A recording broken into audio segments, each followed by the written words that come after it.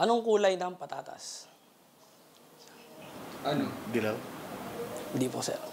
Puti ito. Ano ang gamot sa mga sugat ng mga baboy? Ano? Ointment. Sinuntok kita. Kailangan mo na... Saan nagtatrabaho ang fish? Saan? Sa office. Op. Charot!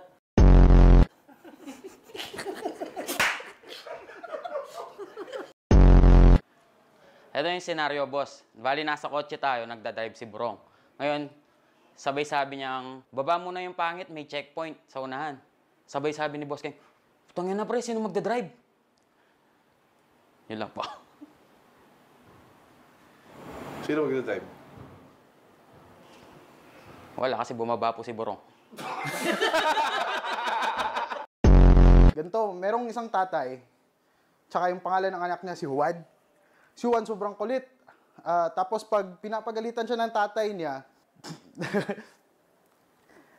hindi siya umiimik, hindi siya umiiyak, wala talaga, hindi siya nagagalit.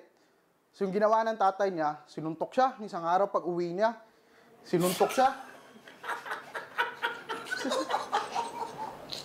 Sinuntok siya, putang ina. Yung anak hindi umimik pre. Sabi nung tatay ko, may nagawa na namang kasalanan. At tatay niya pinagtatadyak. Nung kahit magkalusog-lusog na yung katawan ng anak ko, kasi gusto niya matuto yung anak niya, matuto. Yun na po.